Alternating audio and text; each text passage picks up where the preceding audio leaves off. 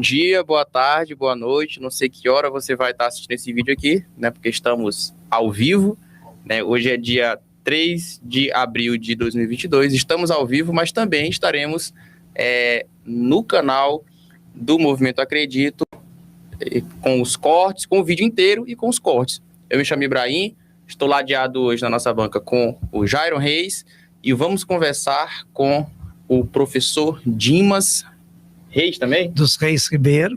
Professor Dimas dos Reis Ribeiros. Hoje, o que está acontecendo?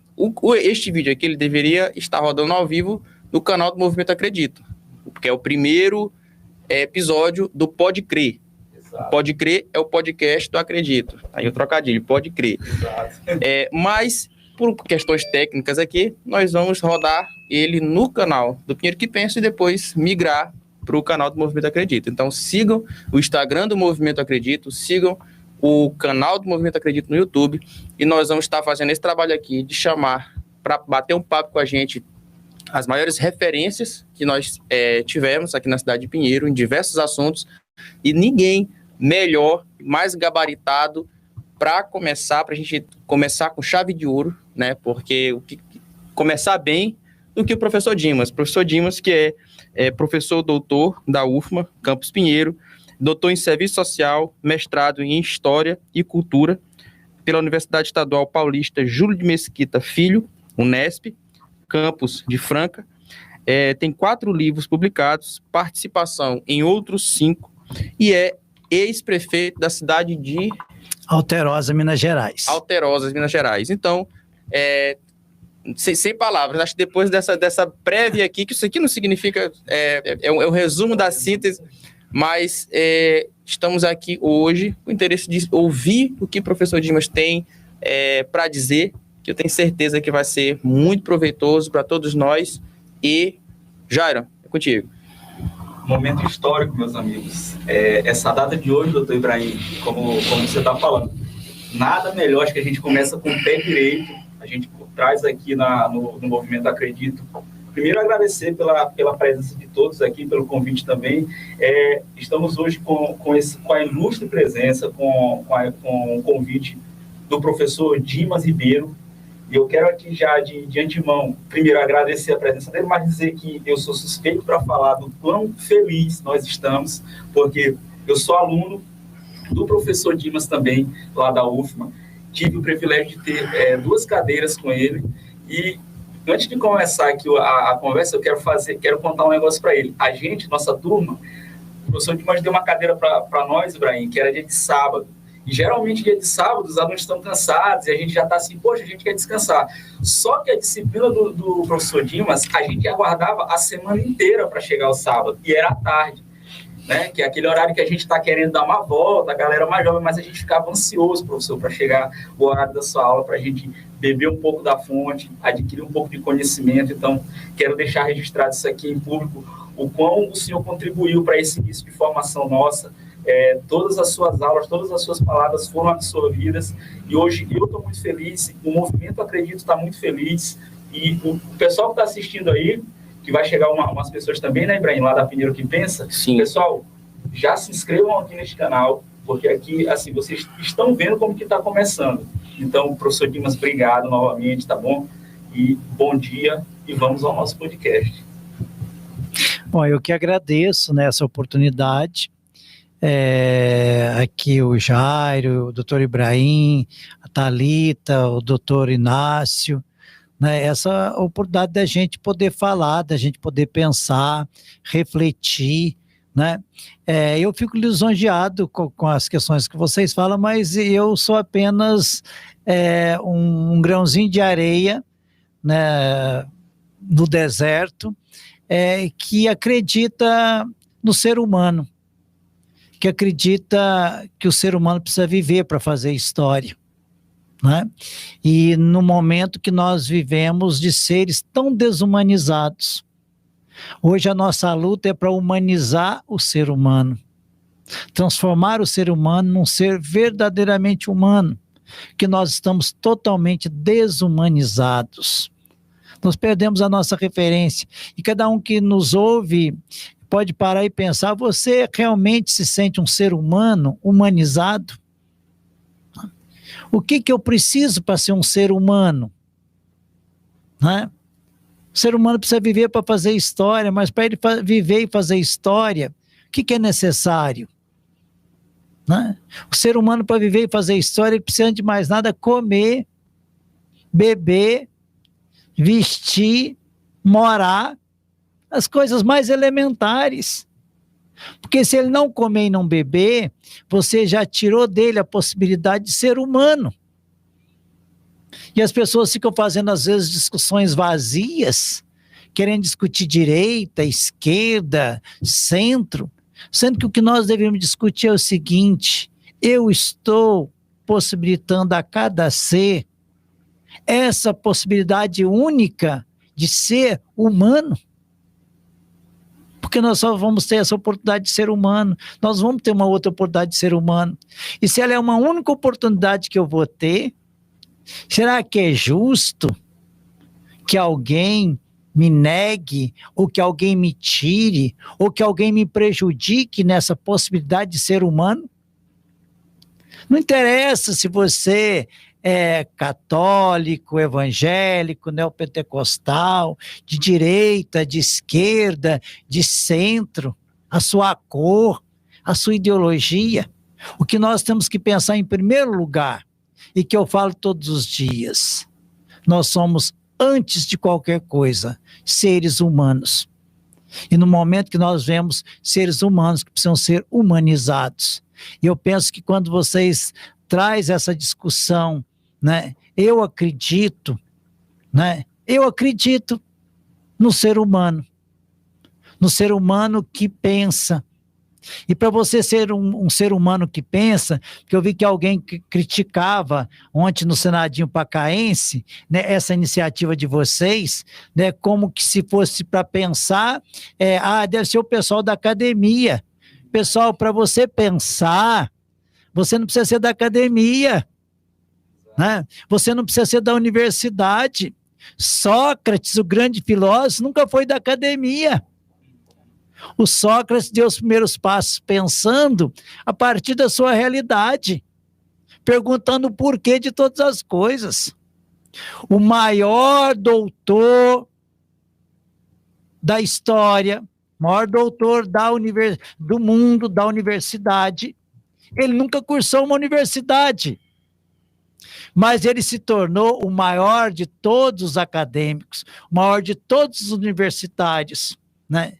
E esse homem, né, o homem histórico, né, chama Jesus de Nazaré. Ele não era um acadêmico, mas ele questionou os doutores, né? E por outro lado, nós tivemos seres humanos que frequentaram a academia e que também mudaram o rumo da história. Jesus mudou para sempre os rumos da história, como Mahatma Gandhi, esse foi um acadêmico, um grande acadêmico do direito. Nelson Mandela, um grande acadêmico do direito, também mudaram os rumos da história. Então, para a gente pensar e para a gente mudar os rumos da história, e aqui eu dei 2 exemplos de cada lado, né? Para a gente mudar a história, para a gente construir uma nova realidade, para a gente pensar, a gente não precisa da academia, a gente apenas precisa acreditar. E é nesse sentido, eu acredito que é possível, né? E nós podemos. Depende da disponibilidade, da disposição de cada um de nós. Então, eu acho muito importante, eu quero parabenizá-los por essa iniciativa pioneira, criativa, né? Essa iniciativa que traz para a gente luzes para acreditarmos, principalmente em nós mesmos, que nós somos capazes, nós podemos e nós acreditamos. Professor Dimas, aquela história, né? Alguns estão criticando, alguns estão rindo, mas quando eu vejo quem está criticando e quando eu vejo quem está elogiando, eu acho que a gente está no caminho certo. Continuem criticando essas pessoas que estão criticando, enquanto a gente estiver sendo elogiado por professor Dimas, por professor Evandro, por doutora Lauriane, a gente está no caminho certo. Professor Dimas, antes de entrar tem algumas discussões aí que a gente quer trazer aqui, as pessoas estão perguntando, muitos alunos seus, muitas pessoas que lhe admiram, A gente queria saber, assim, quem é o professor Dimas, de onde que o senhor veio, como foi um pouco do seu começo, ali, da sua história, como que o senhor entrou no mundo acadêmico, como que o senhor entrou na política. Então, assim, o senhor fique aqui à vontade para a gente lhe conhecer melhor, né? E esse aqui vai ser o primeiro corte, com certeza. Olha, como eu disse, eu sou um ser humano que, segundo a lógica natural, né, daqueles que detêm o poder das ideologias, o poder econômico, um jovem, uma criança que não era para dar certo. Eu sou filho de pais analfabetos ou semi-analfabetos. Eu fui trabalhador rural de enxada até os 18 anos, num povoado.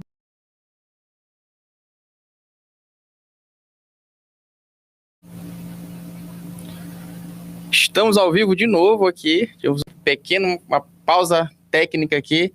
E, professor Dimas, por favor, continue seu raciocínio, me desculpe, né, pela interrupção. A gente está aqui ainda, tentando entender ainda como é que funciona esse mundo. Eu não sou um técnico, eu sou um advogado, o Jairo é um acadêmico da filosofia, Thalita da biologia, mas assim, o que nos une mesmo é só o propósito, entendeu? E a vontade de fazer. Mas isso é importante, né? O importante é ter vontade, o importante é acreditar, né? E a gente, assim, toda conquista é um caminho, né? Na medida que você vai caminhando, você vai, né, se aprimorando, vai se aperfeiçoando, né? E ao ponto da gente atingir os nossos objetivos, né? Nós estávamos falando, na realidade, da questão da importância da educação, né? Como que a educação muda a vida das pessoas, mesmo porque mudou ou está mudando as nossas vidas. E a gente nunca pode parar de estudar, né? Porque a gente precisa sempre buscar a ser melhor, não é para mostrar para os outros, é para mostrar para nós mesmos que nós somos capazes, né? Porque mostrar para os outros, as pessoas podem entender até, muitas vezes de forma pejorativa, que você está querendo ser mais do que os outros. Não.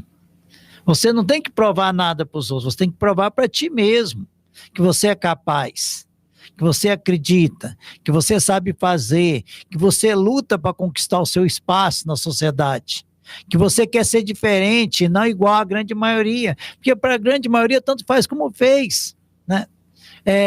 No mundo a grande maioria é comum, é tudo igual, né? Mas quando você busca ser diferente, né, construir uma nova realidade, a concorrência, inclusive, se torna muito menor. A concorrência entre aqueles que é tudo muito comum, né, é muito grande, porque quase todo mundo está nem aí para nada. A grande maioria não está aí para nada, né, nem liga com nada. Agora, aqueles que ligam por alguma coisa, que se propõem a fazer alguma coisa, são diferentes.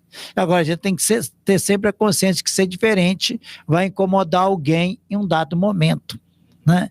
Mas os incomodados, né, que cuide de si, porque nós vamos cuidar de nós, né? Nós respeitamos as opiniões, respeitamos os pensamentos, respeitamos as opções, né? E o que nós queremos enquanto ser humano é apenas que os outros também nos respeitem. É isso, né? Porque o ser humano, ele é multidiverso. É até um negócio meio estranho, é multidiverso, né? Mas é isso, né? E nós temos que aprender a conviver com isso, mas sem jamais perder a essência do ser humano, que é o que vale, né? É isso que vale. É isso que essa é a percepção que nós temos que ter, né? Essa é a perspectiva que nós temos que ter, né? Do existir, do ser, do estar, dessa oportunidade que nós já falamos aqui, de nos aperfeiçoar enquanto seres que estão sendo construídos permanentemente, diariamente, né? Porque nós não somos o mesmo de ontem, nós não seremos o mesmo do de agora, né? Nós não podemos ficar apegados apenas ao futuro, nem apenas ao presente, nem apenas ao passado, né? Na realidade, Agostinho de Hipona praticamente resolveu essa questão, né? Ele dizia, inclusive, que você tinha que falar do tempo sempre no presente. O presente do passado, o presente do presente e o presente do futuro. Isso lá ainda no início da Idade Média, praticamente, né? E o que é isso? O que Agostinho de Hipona queria dizer com isso? Para os católicos, o grande Santo Agostinho, né? Para os filósofos, pensadores, o Agostinho de Hipona, né? Uma figura, inclusive, controversa. Se você for pegar a história de vida do Agostinho, você fala, caramba, né? Como pode? Né? Como pode se tornar o que se tornou?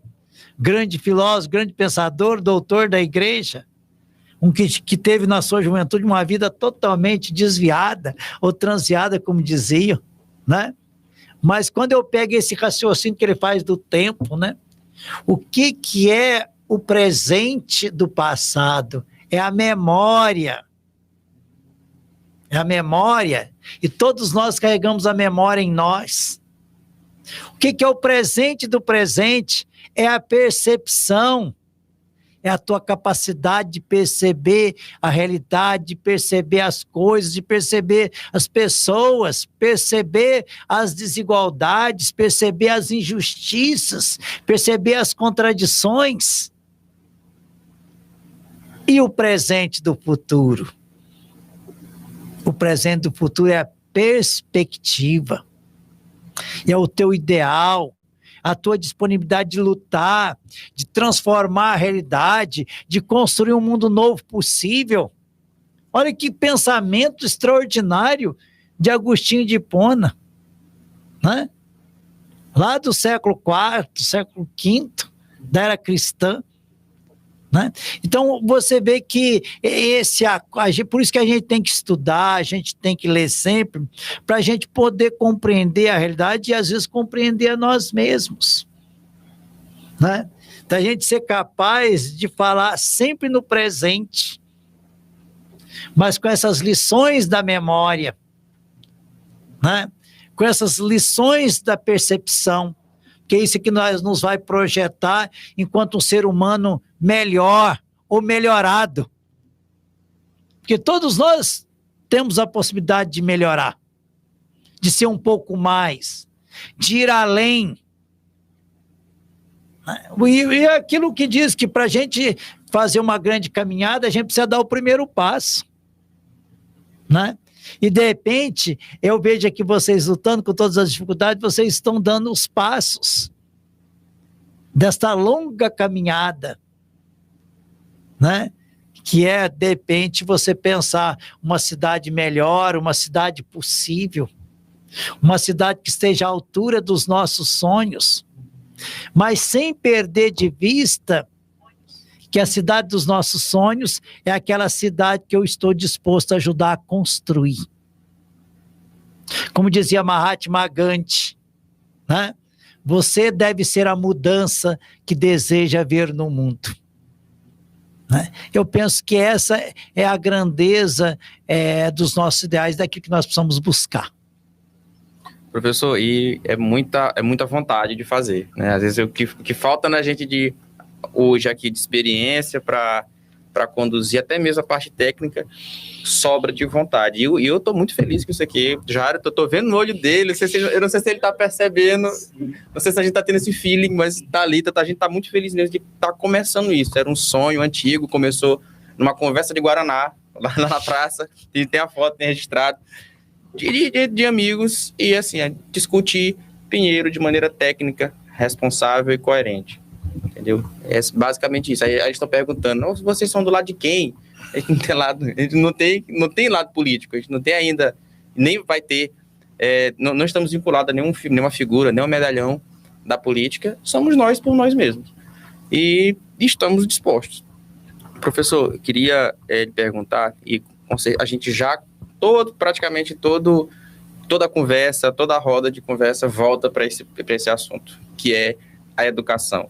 Mas hoje, né, diferente dos outros encontros, a gente tem uma pessoa muito gabaritada para dar esse norte para a gente, para corroborar aí. O senhor já falou, inclusive, coisas... Estava conversando com o Jair esses dias. Muitos de nós, nós estamos juntos por um ideal. Não éramos amigos, mas a gente começou a se linkar. Nós estamos fazendo links com pessoas semelhantes a nós. E o que é incrível, que eu me arrepio todo dia, quando a gente chega, a gente conversa a mesma coisa. O senhor falou uma coisa que todo encontro a gente conversa. A gente fala, é de direita ou de esquerda? Professor Dimas, a gente não está preocupado. Essa discussão é uma discussão muito gourmetizada, muito acadêmica. Ter merenda na escola é uma política de direita ou de esquerda? Não existe, não tem discussão. Ter uma vicinal é de direita ou de esquerda?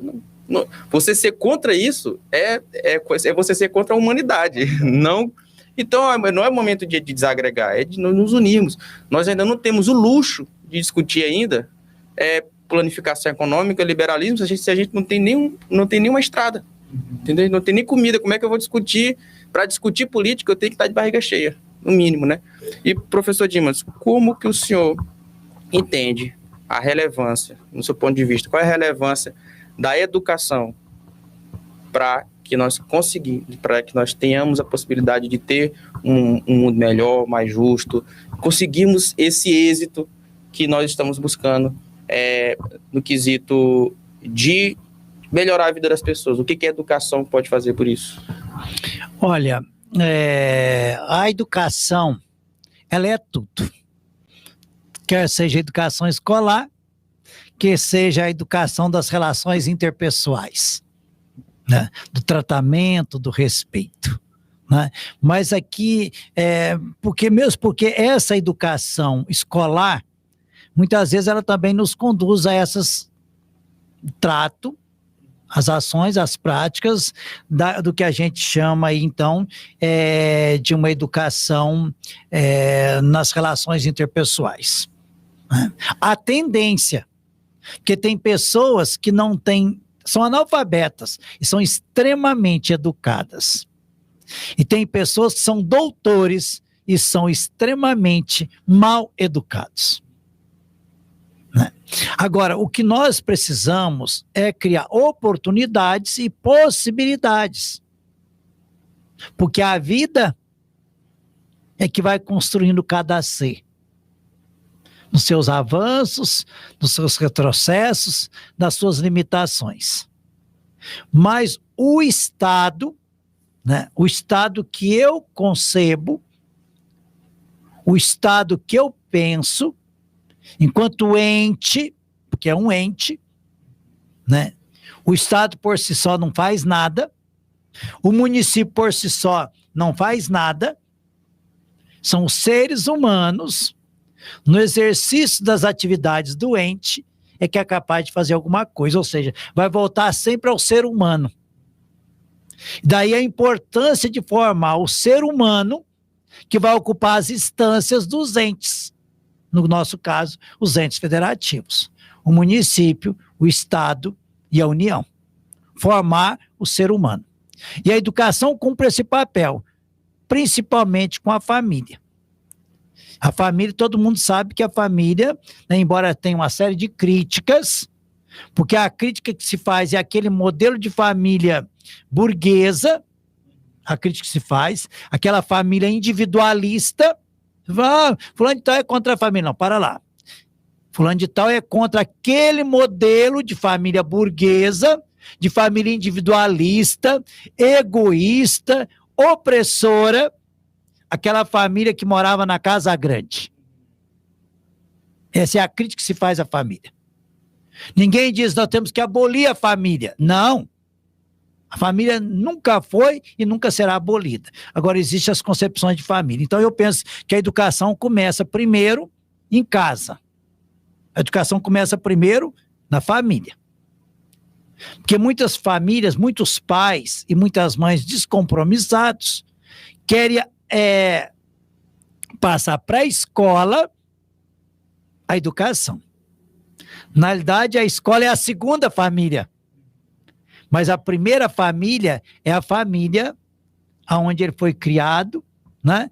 quer seja com a avó, quer seja com 2 mulheres, quer seja com 2 homens, né? Porque muitas vezes a gente também é apegado ao modelo de família tradicional, modelo de família patriarcal, machista, homofóbica, preconceituosa, que tira de cada um a sua condição de ser humano. Eu não aceito nada que tire do indivíduo a sua condição de ser humano, de viver e de fazer história. Né? Então, a educação escolar, ela tem um papel importante, mas combinado com o papel da educação na família. Né? E se for possível, dadas as condições, né, de existência, dadas as condições materiais, né, se você puder ser criado juntamente com o seu pai e com a sua mãe, seria o ideal. Mas a gente sabe que isso também muitas vezes não é possível por questões da própria existência. Né? E questões muitas vezes, né, acaba por recriminar o próprio papel da mulher. E eu sempre debati isso na universidade. Fulano de tal é filho de mãe solteira. Para ela ser filha de mãe solteira, ela foi filha também de um pai solteiro. Mas todo mundo fala na mãe solteira, não fala no pai solteiro, que muitas vezes é um covarde. E eu não tenho medo de dizer isso. Né? Eu sei porque quando nós desenvolvemos projetos e políticas públicas, a gente priorizava a mulher, não é a mãe solteira, é a mulher chefe de família. É a mulher chefe de família. Né? E muitas vezes o filho é educado por uma mulher chefe de família. E como mulher chefe de família que assumiu o rojão, que teve um irresponsável que não assumiu, ela vai educar o seu filho na medida do possível. Mas ela tem que trabalhar para sustentar esse filho. E às vezes ela tem que deixar o filho com a avó, com o avô, com o tio, com a tia, em nome da sobrevivência. Né? Então, logicamente, todo mundo sabe que o ideal seria que o filho fosse criado com o pai e com a mãe. Mas se isso não é possível, né, ele tem que ser criado com o apoio das pessoas que estão ao seu entorno. Né? E isso não vai transformar a pessoa também em mais ou menos educado. Né? E aí a escola tem um papel importante na complementação dessa formação. Né? E aí a escola, em comum acordo com a família e em comum acordo também com a comunidade, porque a comunidade também tem que participar, porque é muito fácil você jogar pedra na família, é muito fácil você jogar pedra na escola, né? Ou é muito fácil você jogar pedra na comunidade, porque a construção do ser, ela tem que ser uma combinação de família, de escola e de comunidade. Muitas vezes as comunidades no entorno, né? Às vezes tem gente que mora do lado da escola e nunca entrou dentro da escola.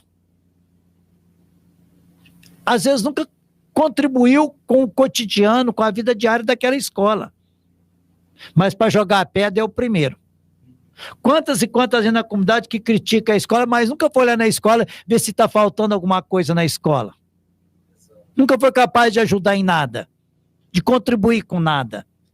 Né? Então a educação ela é importante, né, na formação integral do indivíduo, na medida que existe a participação da família, da própria escola e da comunidade. Ninguém pode ser omisso. Se alguém estiver sendo omisso, tem muita coisa que não presta aí fora que não está sendo omisso. Eu sempre fui contra, por exemplo, mandar dar suspensão de uma criança da escola, ou pedir a transferência da criança para a escola. Ou a mãe, outro dia eu ouvi uma mãe falando, pode entregar a minha filha para o conselho tutelar. Ou seja, ela está querendo fugir da realidade? A fuga da realidade nunca vai te levar a lugar algum. Né? Tirar o aluno fora da escola é muito pior do que mantê-lo na escola. Se você expulsa ele da escola, alguém vai incorporá-lo. E quase que sempre quem vai incorporá-lo é quem tem apenas projetos imediatos, que vai dar para esse jovem apenas 2 destinos: o cemitério ou o presídio. Se a escola joga fora, se a família joga fora, se a escola abre mão, se a família abre mão, esse jovem terá provavelmente 2 destinos. Porque alguém vai incorporá-lo nas suas fileiras e vai transformá-lo à luz dos seus interesses. E quando ele não for mais útil, ele vai receber 2 possibilidades. Isso é muito triste. E eu vejo isso, inclusive aqui em Pinheiro, quantos e quantos jovens, todos os meses, perdem suas vidas. Porque talvez tenha faltado família, escola, comunidade. Todos nós temos a nossa culpa. Todos nós temos o nosso pecado social. Toda vez que eu deixo de fazer algo que eu poderia fazer, eu estou sendo omisso. Ou eu estou compactuando com algo que não é tão bom assim. Então, eu vejo agora a escola em si. Nós precisamos reformular a nossa concepção de escola. Porque a educação mais importante é a educação infantil. Nós estamos na universidade, mas a educação da universidade não é o mais importante. No Brasil, uma inversão de valores. Os, entre aspas, ditos melhores professores vão dar aula na universidade. E muitas vezes aqueles que sequer têm formação vão dar aula no infantil, na educação de base. A base de todo o sistema educativo é a educação infantil. E olha, eu estou dizendo isso, eu sou professor do ensino superior. Mas a base de tudo é a educação infantil. Os professores com mestrado e com doutorado, que, entre aspas, considerados os melhores, deveriam dar aula na educação infantil, porque lá está a base de todo o processo. E está tudo invertido.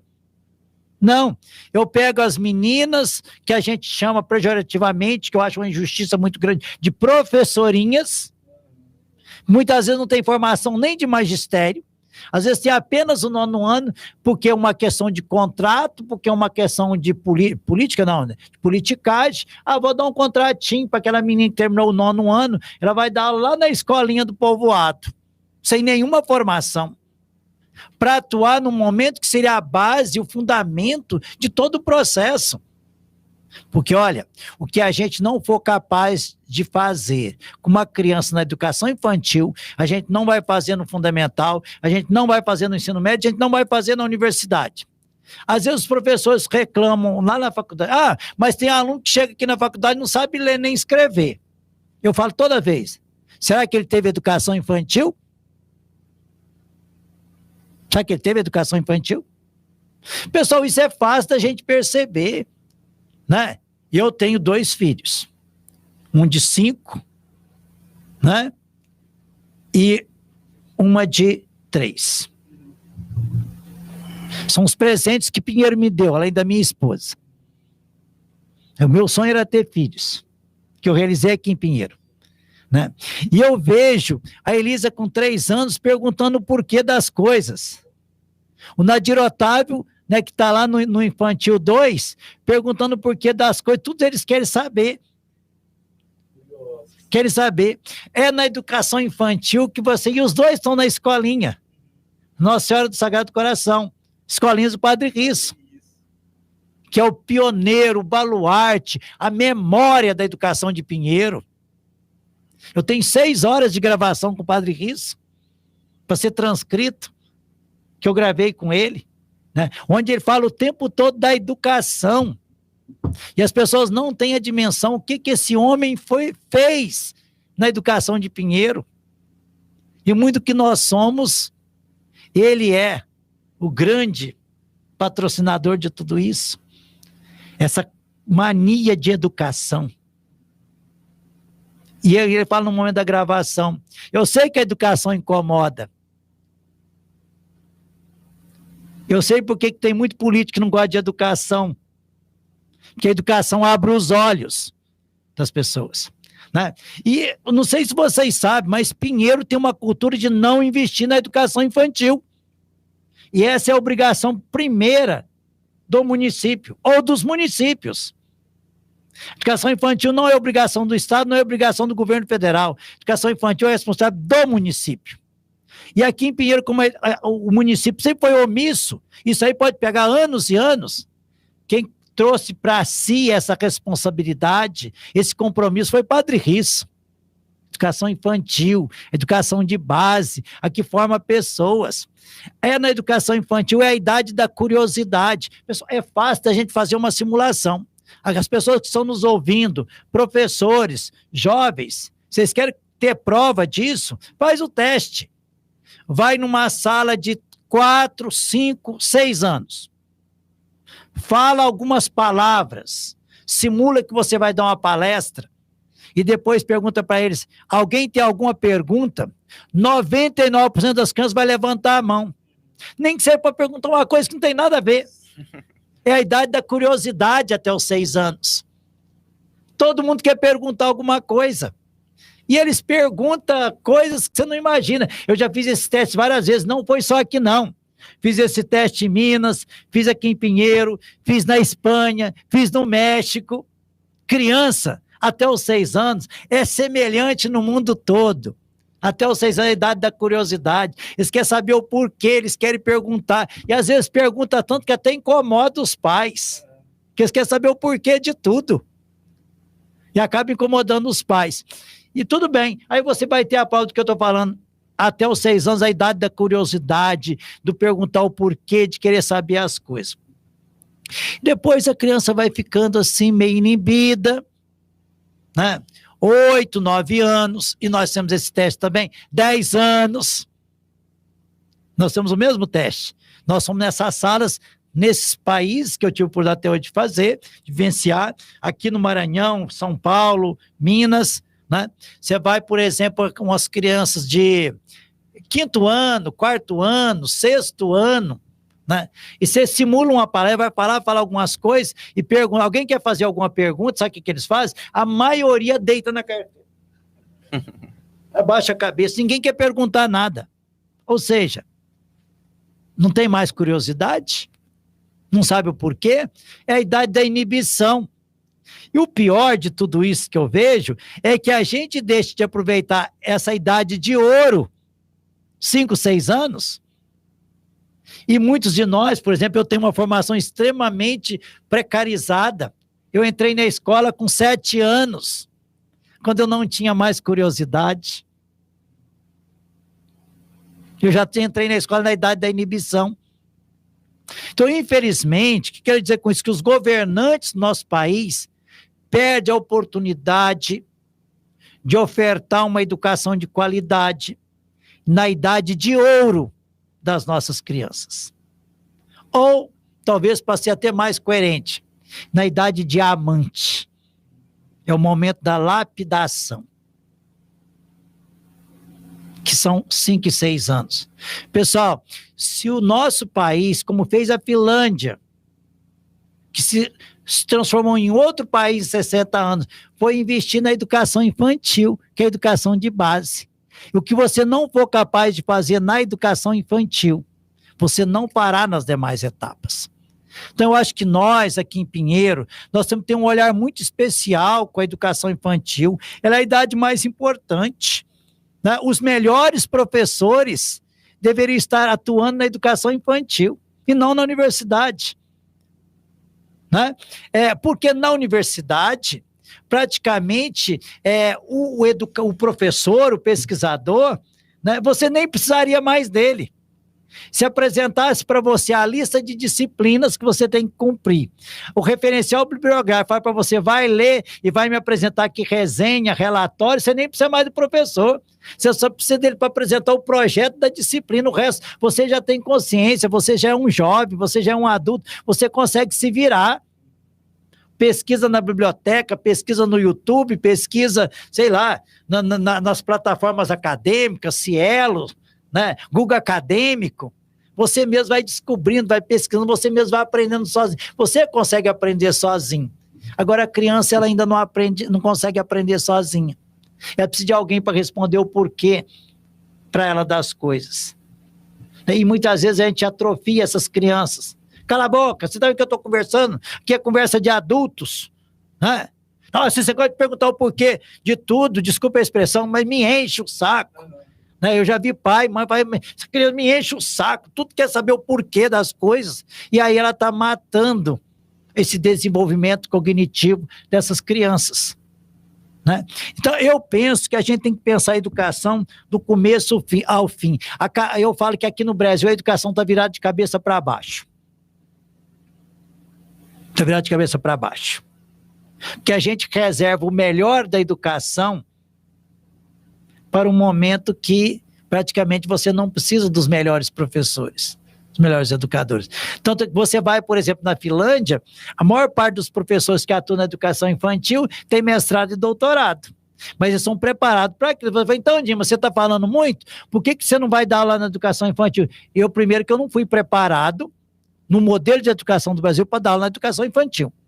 Eu teria que voltar, fazer um curso de pedagogia ou de psicopedagogia, depois fazer uma especialização em educação infantil, né? Fazer um mestrado em educação infantil, um doutorado em educação infantil, e aí eu ir lá atuar na educação infantil. Só que, infelizmente, as políticas públicas não nos impulsionam para esse tipo de prática. Não nos impulsionam para isso. Então, é um período que demora você formar. Você formar um professor protagonista, né, modelo de educação infantil, demora. Ele já tem que fazer uma graduação direcionada, tem que fazer uma especialização, um mestrado, um doutorado direcionado para isso. Porque ninguém nasce pronto. Um expert, um protagonista da educação infantil, ele tem que ser formado para isso, preparado para isso, né?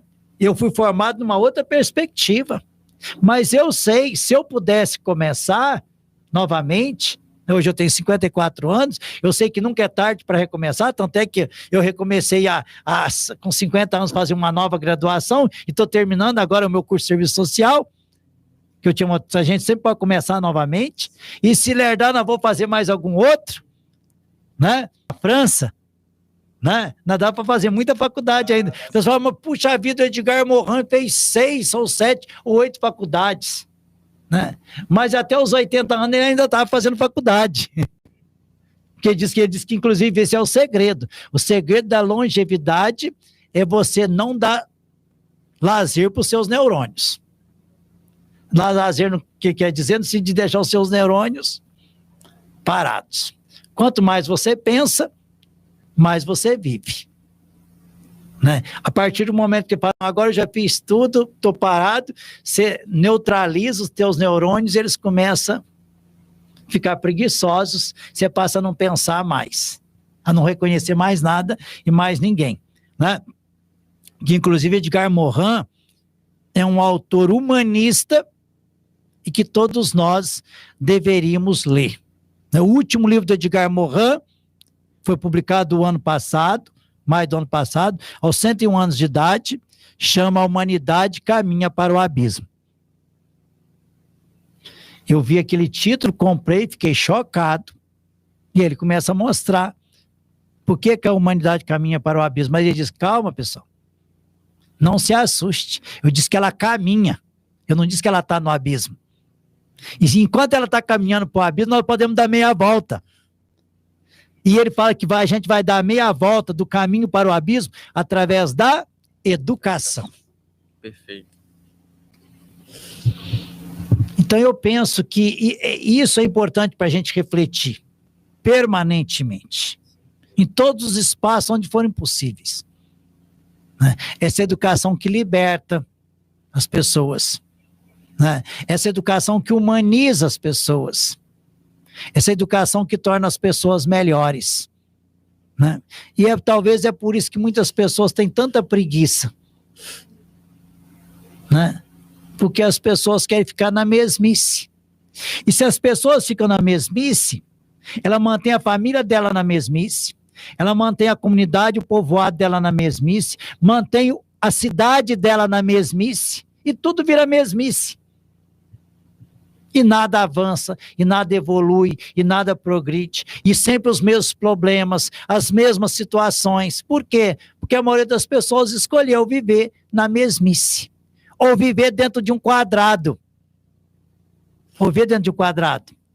Estava falando para você que eu estava participando do evento ontem. A primeira coisa que o mediador fez, né, foi colocar lá 9 pontinhos e dizer que você tinha que ligar os 9 pontos com 4 retas, sem tirar a mão do lápis. Isso é impossível. Até que ele foi lá e diz, ele transgrediu, entre aspas, porque ele não transgrediu, ele fez 4 retas, sem tirar a mão do lápis. Ligou todos os pontos, mas saiu do quadrado.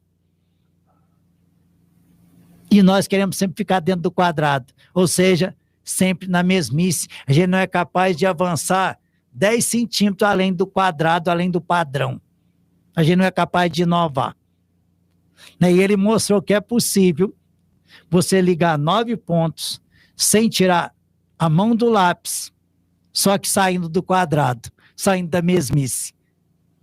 Então esse é muito profundo, né? Porque na realidade parece que nós somos padronizados. Parece que nós somos preparados para ser quadrado, para ser triângulo, né? Para viver sempre dentro dos mesmos limites, né? Para a gente não ir além, né? E aí isso me faz lembrar um negócio, quando eu cheguei aqui em 2013, né, que eu entrei na primeira vez numa sala de aula na UFMA Campos Pinheiro, eu perguntei para aqueles jovens que estavam ali, era mais ou menos uns 36 jovens, muitos já tinham desistido já do curso, porque começou a turma de Ciências Humanas, começou com 60 alunos, naquele momento já estava com 36, e acabou que 30 se formaram, né? Eu perguntei para eles qual que era a perspectiva de um jovem de Pinheiro. 2013, né?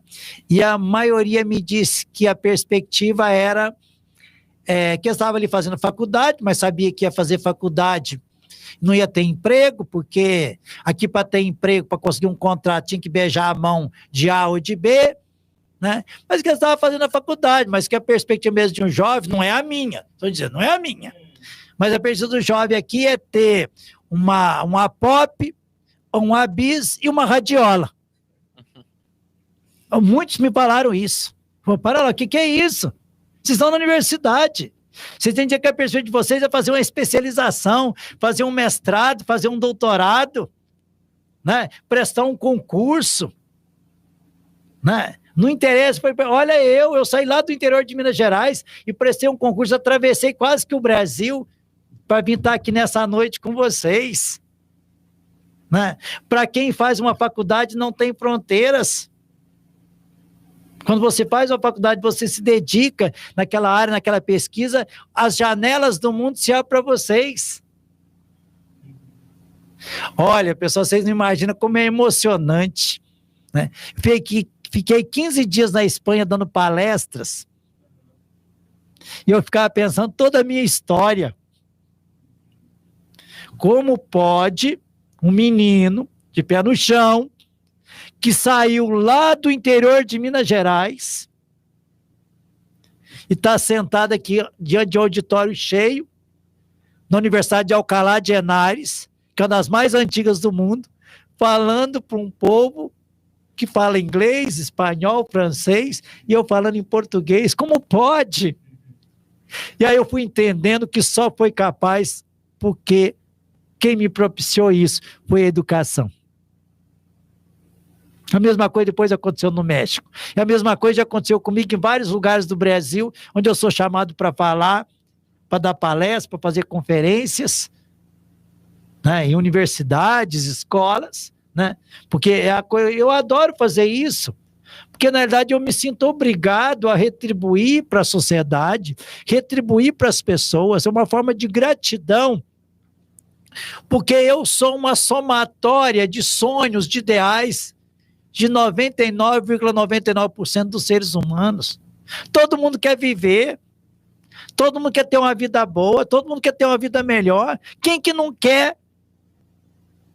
Então eu me sinto responsável de contribuir com as minhas reflexões, com os meus pensamentos, que não são únicos, não são verdadeiros, não são verdades absolutas, mas são possibilidades para a gente refletir e repensar a nossa própria realidade, né?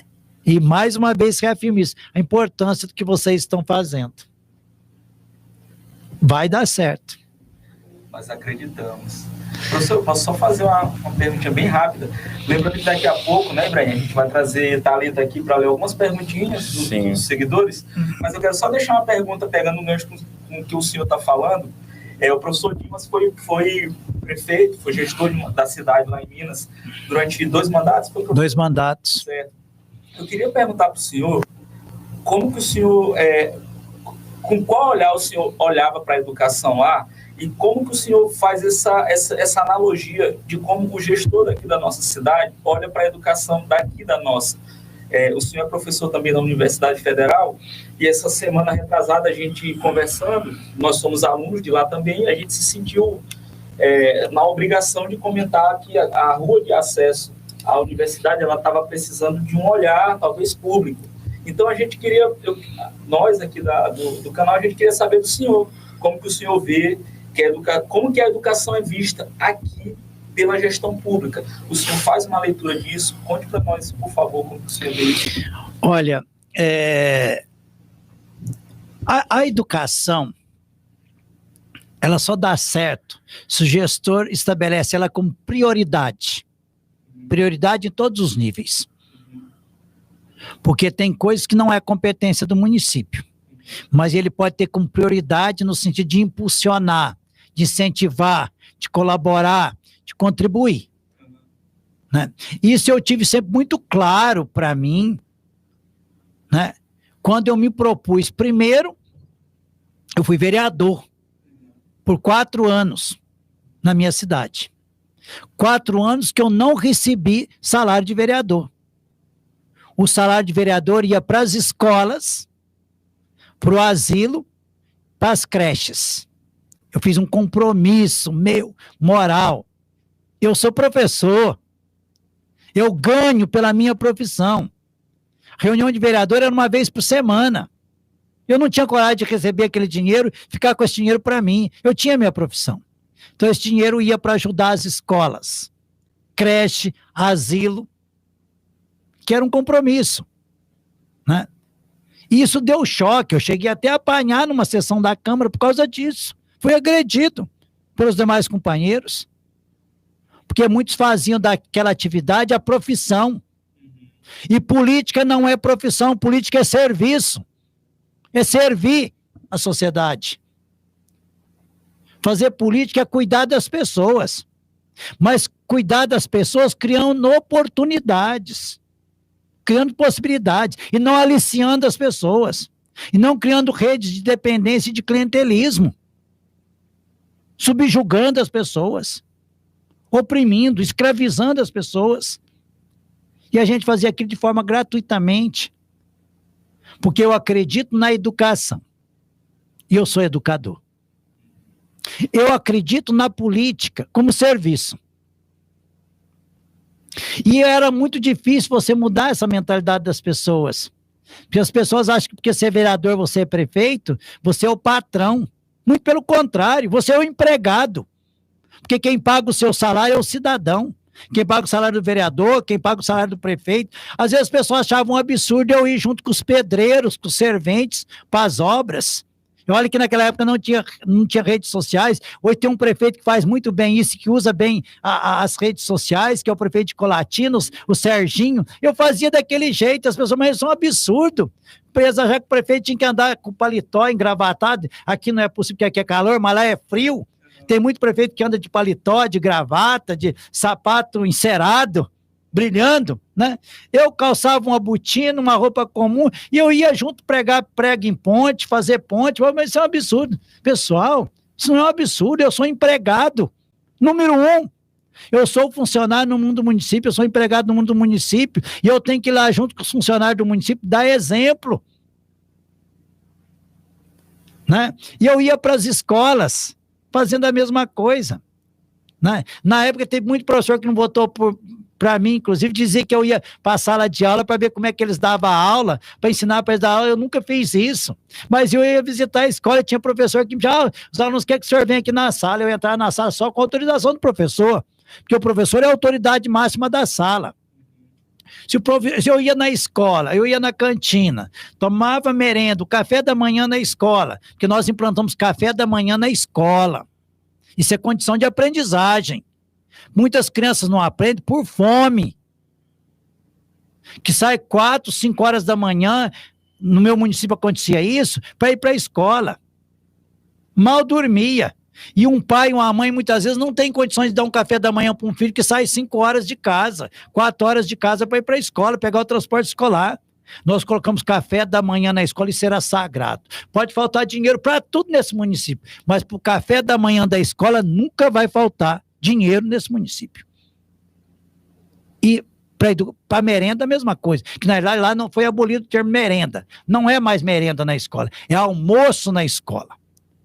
Com nutricionista, com cardápio.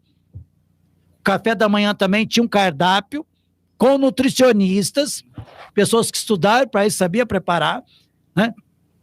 Então, essa era a concepção de educação que a gente tinha, porque a gente sabia que ali é a base de tudo.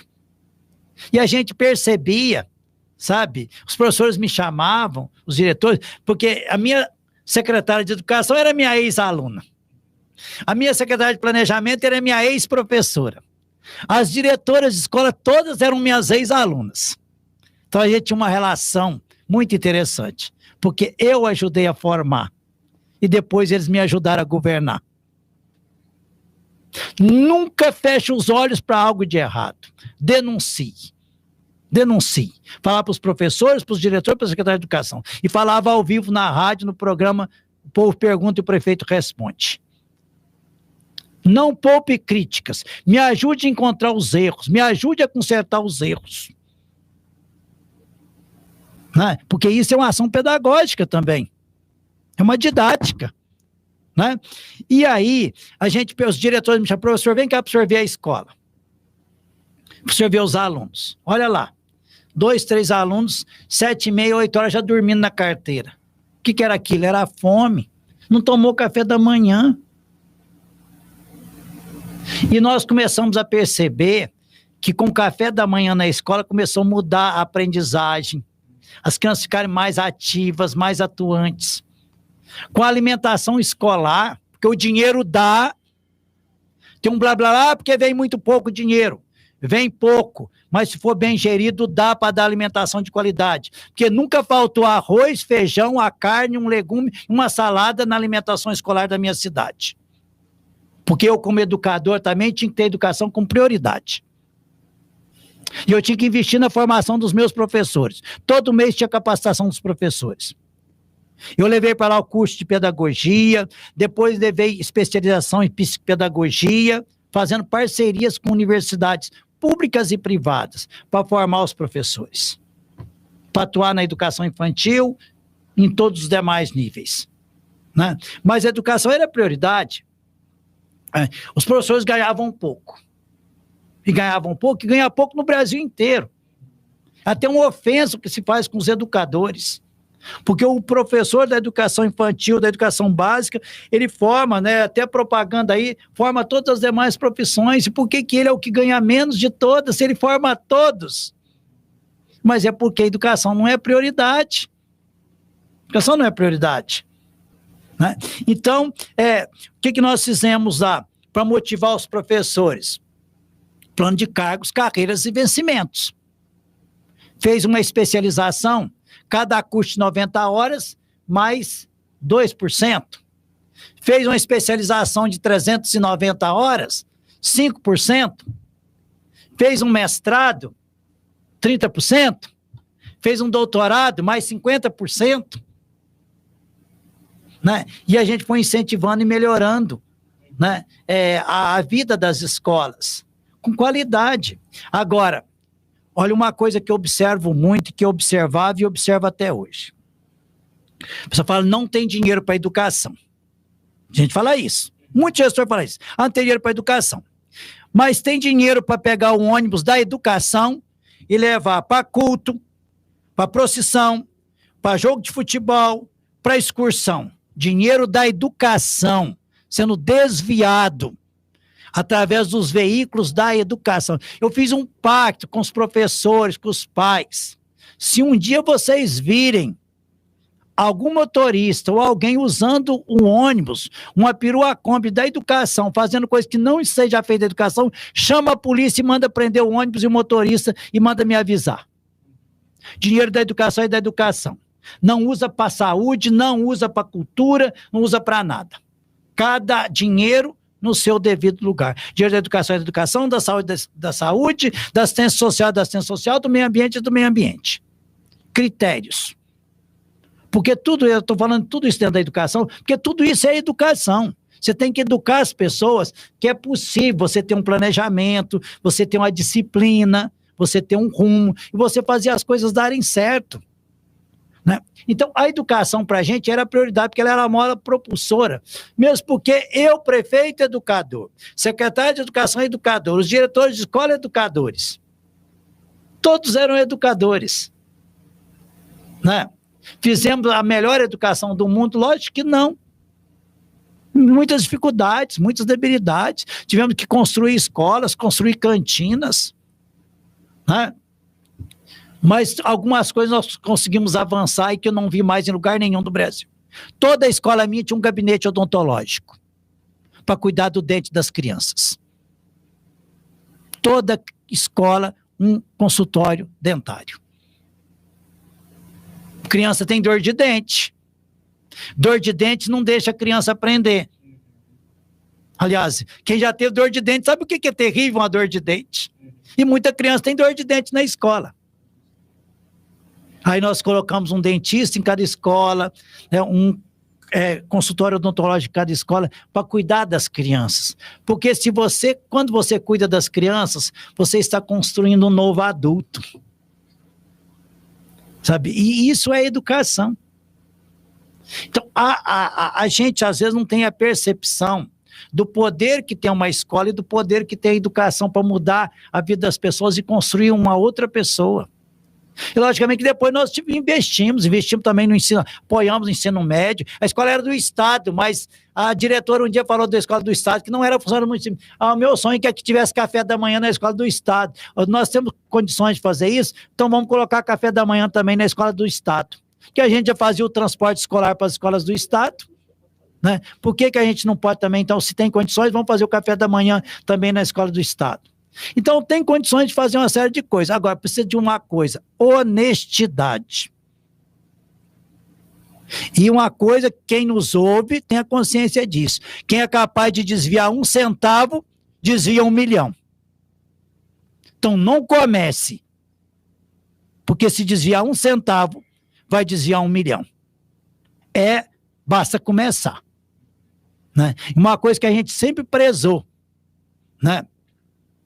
As merendeiras, todas foram fazer curso para não ter desperdício, porque tinham o costume de levar merenda, resto de merenda para casa, ou escondido, ou fazer merenda para sobrar, para alguém poder levar, ou às vezes até para levar para o porquinho, não sei de quem. Pelo amor de Deus, vamos acabar com isso. Por isso que tinha nutricionista, por isso que tinha cardápio, a quantidade certa para cada coisa. Isso é planejamento. Para não sobrar nada, para não desperdiçar nada, porque o que desperdiça é dinheiro. E se é dinheiro, é público. Pode ser. Pessoal, a gente vai abrir agora para 2 perguntinhas, tá bom, professor? Vamos abrilhantar o episódio. Thalita Rodrigues. Thalita, aluna, né, da UFMA. Professor, só antes de concluir, de passar para as perguntas, queria mandar aqui um abraço para o pessoal do grupo do WhatsApp Pingos nos Is, que estão acompanhando. Mandar um abraço para Leandro Miranda, acabei de virar fã, pensamento maravilhoso. João Felipe, também tem uma galera que tá sempre com a gente, né? João Felipe, bom dia, meu povo, simplesmente meu patrão, estagiário do escritório, ele tá acompanhando a gente aqui. E uma mensagem aqui de uma mulher maravilhosa, acho que talvez uma das mais brilhantes que nós temos hoje aqui na nossa região, que é minha mãe. Ela mandou aqui, parabenizo a equipe por trazer um exemplo de sabedoria como o professor Dimas. São esses pensamentos que nos motivam a acreditar que Pinheiro tem solução. Iracirã Conde. Perfeito, mamãe. Muito bom. E aí vamos lá, né? Passar agora para... A gente deixou aí disponível na semana, aberto para as pessoas fazerem algumas perguntas, trazerem algumas questões aí para o professor. E agora, Thalita, bola é sua. Eu venho agradecer a participação aqui do professor Dimas. Eu não conhecia pessoalmente, mas já tinha ouvido falar muito, né?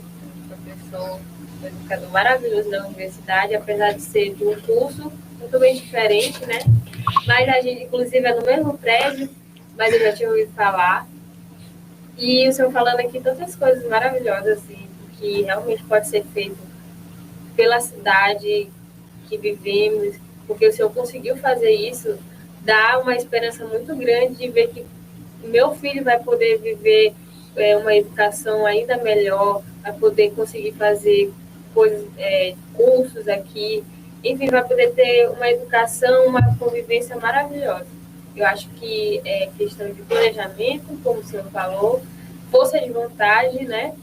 E a gente acredita que isso pode acontecer um dia nessa cidade. Eu não sou pinheirense, mas já moro aqui há muito tempo. E eu gosto muito daqui, e eu acho que eu sempre falo assim, já falei em outros podcasts, que Pinheiro tem tem como ser uma cidade modelo de verdade. Já foi, né, conhecida como a pesquisa da Baixada. Hoje em dia já não tem tanto esse título, com tanta coisa ruim acontecendo aqui, infelizmente. E eu acho assim que com certeza uma hora vai dar certo da gente ver que a cidade mudou e foi para melhor, né? Não queremos mais mudar para pior, mas que seja para melhor. Então, a participação da galera na semana foi bem bacana, fizeram perguntas bem legais. E eu vou fazer uma pergunta aqui para o senhor. Primeira pergunta. Olha, uma pergunta muito importante. Uma questão aí que é discutida quase nada. Então, assim, a primeira pergunta é: Pinheiro tem um problema crônico com o lixo. O senhor conhece alguma alternativa para ajudar? Olha, é questão de prioridade, né? Eu sou suspeito porque eu deparei com esse problema quando eu fui gestor público, né? Alterosa tinha um problema de um lixão, que tinha urubus, que tinha porcos, né? E tinha tudo de doenças ali que não prestavam, né? E nós fizemos um trabalho, né? Um trabalho pioneiro, inclusive, na época, eu era apenas vereador ainda, mas era um defensor dessa ideia, e na época o prefeito, que inclusive era meu adversário político, abraçou a ideia, ele dizia: olha, professor Dimas só traz ideia boa. Entramos fiz o contato, ele fez o contato com a Universidade Federal de Viçosa, e nós levamos uma pessoa, né, um professor da Universidade Federal de Viçosa, a fazer um estudo em Alterosa, como resolver o problema do lixo. E o professor da época falou: não, isso é fácil de resolver, vocês querem resolver? Vocês querem? Se vocês disserem que quer, eu tenho a solução. Mas vocês querem? Queremos. Mas vocês vão até o fim com o projeto? Vai até o fim com o projeto. Porque tem muita gente que fala que quer e depois não quer. Na verdade, quer, mas não quer, né? Não, nós queremos. Ele fez um projeto, escolheu um terreno e foi construída uma usina de reciclagem e compostagem do lixo. E do lado, o aterro sanitário. Vou ensinar vocês, lixo é ouro. Vou ensinar vocês a transformar lixo em dinheiro. E foi um investimento na época de R$160 mil, foi feita a usina de reciclagem, né? Um terreirão enorme, cimentado, concretado, uma cobertura com a mesa enorme de separação, uma cozinha, banheiro, chuveiro, as baias, o aterro, tudo lindo, maravilhoso. Não é um lugar onde vai chegar lixo que tem que ser feio. Fez uma arborização, plantou flores, cerca viva, grama. Você não acreditava que aquilo era um lugar de lixo. E todo o lixo era separado. E esse lixo era feito os fardos, e esse lixo era vendido. No lixo, você não perde nada se você souber usar a inteligência. Nós não conseguimos, na época, evoluir a tal ponto. Porque o que a gente perdia do lixo? Papel higiênico, absorvente, fraldas e resto de animais. Esse ia para o aterro controlado. Mas hoje tem tecnologia que não precisa ir para o aterro controlado. Basta, porque também de lá para cá evoluiu-se muito. Na minha época não tinha essa possibilidade, chamado biodigestor. Isso poderia, que a gente jogava papel higiênico, fralda, absorvente, poderia ser convertido em energia. Ou seja, hoje tem tecnologia que você não perde nada. Mas a gente aproveitava o papelão, o plástico, a lata. Dentro do plástico tinha vários tipos de plástico. Tem um plástico leitoso, tem um alumínio. Tudo a gente aproveitava. Eu lembro que a gente gastou mais ou menos uns 2 anos para implantar, para deixar tudo funcionando, né? Depois desse cara veio o prefeito, que é o cara que tinha eleito ele, eles romperam, né? E ele paralisou o sistema, e depois desse veio eu, que resgatei todo o sistema. E impulsionamos o sistema. Na nossa época, o lixo tinha uma cidade de 15 mil habitantes. A venda do lixo estava em torno de R$9 mil por mês. E como era uma coisa, passou a ganhar um prêmio, ICMS ecológico, que dava R$15 mil por mês. O dinheiro dava para pagar, eram na realidade 16 funcionários, fora, mais os coletores, né? Que passavam de porta em porta recolhendo o lixo, levava para a usina, lá ele era separado e lá gerava mais esse emprego. No total, acho que era 17 empregos. Motorista, os coletores e o pessoal que trabalhava nas mesas de separação do lixo. O dinheiro que a gente recebia da venda do lixo e do prêmio, sobrava dinheiro, né? E aí a gente foi evoluindo nesse sentido, né? E a outra questão grave era a questão do esgoto. Eu procurei na época o pessoal da FMG, da USP, né? E o pessoal me indicou na época um engenheiro ambiental. Falei para ele, eu queria muito fazer, mas o senhor tem certeza que o senhor quer fazer isso? Eu tenho certeza. Mas fazer rede de esgoto fica debaixo da terra. E tratar o esgoto não dá voto. Eu falei, eu não estou preocupado com isso. Eu não sou político, eu sou professor. Né? O dia que terminar meu mandato eu vou voltar para a sala de aula, eu não vou precisar de voto eternamente o resto da minha vida. Eu preciso apenas ter uma sala para eu dar minha aula. E ninguém vai me privar disso, porque eu sou concursado. Na época eu era concursado, tinha 2 cargos concursados no estado de Minas Gerais, que depois eu acabei pedindo exoneração quando eu fui só para a universidade. Então eu não tinha compromisso, não tinha amarras, mesmo porque eu não era de nenhum grupo político da cidade. Seria o que o pessoal chama, né, uma outra possibilidade, entre 2 que mandou a vida inteira, né? E aí eu falei, você quer fazer? Vamos fazer. Vão ter que quebrar todas as ruas, passar manilhamento. Vão ter que fazer o segundo manilhamento para as águas pluviais, que não vai mais correr água na rua. Não vai mais correr esgoto na rua, mas nós temos que canalizar tudo. Vamos fazer, ué. Meu dinheiro, nós vamos arrumar o dinheiro. Eu sei onde tem dinheiro.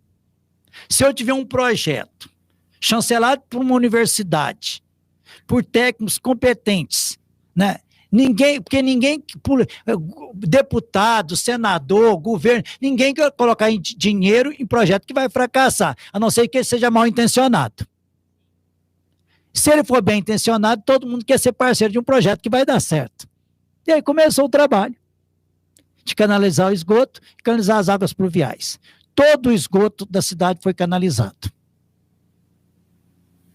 No primeiro momento era jogado no córrego. Até que nós construímos os interceptores e construímos a estação de tratamento de esgoto. Então, o que eu quero dizer com isso? Eu fui até além da pergunta. Lixo tem jeito, esgoto tem jeito. Precisa de ter boa vontade de pessoas que queiram fazer. Lógico que a geografia lá me ajudou. A geografia de Pinheiro, eu sei que ela é um pouco mais complicada. Mas se tem tratamento de esgoto em Veneza, que você anda nas ruas de barco, Então tem como tratar esgoto em qualquer lugar do Brasil. Precisa ter boa vontade. Lixo, então, é o mais fácil ainda. E você cria uma cultura que nós implantamos, por exemplo, coleta seletiva. Você tem 2 dias na semana para você colocar o lixo seco. Que é mais, vai facilitar o trabalho lá na banca de separação. E os outros dias para você pegar o lixo, que é o lixo de rejeito. Resto de comida, resto de animais, absorvente, papel higiênico. Logicamente que você tem que quebrar essa cultura. Porque as pessoas brigavam com a gente. Brigavam com o secretário de meio ambiente. Vocês querem mandar até no nosso lixo. Agora tem que colocar o lixo o dia que vocês querem, do jeito que vocês querem. Mas nós somos uma comunidade. E tinha gente que tentava furar, misturar o lixo. Misturou, vai ficar lá na porta da casa dele, até ele aprender a fazer o certo. Nós temos parceria com os mercados na época, o mercado fazia sacolinha, porque qualquer mercado pode fazer isso, eles compram a sacolinha rosa, sacolinha verde, sacolinha cinza, cada cor de sacolinha é um tipo de lixo que vai. E todo mundo compra em mercado, todo mundo ganhava a sacolinha de graça do mercado, de todo jeito ganhava a sacolinha. Só que antes a sacolinha só tinha utilidade, colocar fogo e virar lixo. Agora a sacolinha passa a ser também um coletor do lixo já separado para ir para a usina de reciclagem. Né? E aí, mas você tem que conversar com todas as pessoas, conversar com as crianças, conversar, as pessoas mais adultas, mais antigas, são a maior resistência, os jovens e as crianças são os maiores parceiros, né? Porque o jovem parece que ele tem uma compreensão, um entendimento melhor. Não estou dizendo que tem muito adulto que tem. O que é isso? Né? Tem adultos conscientes, críticos, que já estão lá com 70 e 80 anos. Eu levar como exemplo a minha mãe. A minha mãe, nossa, tudo ela achava maravilhoso. Na minha época não tinha isso, que bom que agora vai ter. Né? As crianças, os pais falam, nossa, essas crianças estão virando um inferno dentro de casa. Papai, hoje não pode colocar esse lixo. Mamãe, hoje é o dia do lixo tal. E as crianças se tornaram os grandes parceiros. Então tem como fazer? Tem como fazer. Agora é preciso que o gestor queira fazer. Então, muito parabéns quem fez essa pergunta, né? De antemão aqui também agradecer a participação da Irã, que é uma pessoa que a gente tem muita estima, uma pessoa idealista, dedicada, né? Não é porque é sua mãe, mas porque eu convejo ela todas as semanas lá na universidade, né? Ou lá no IEMA, fazendo o trabalho dela com amor, com carinho, com dedicação, né? Parabéns, né? Cuide sempre com muito amor, com muito carinho da sua mãe. A mãe é o maior tesouro que a gente tem na nossa vida. Eu perdi a minha mãe vai fazer 1 mês, né? Mas o maior tesouro que a gente tem na nossa vida são as nossas mães. Eu não sei como que tem filhos que ainda conseguem brigar com a mãe.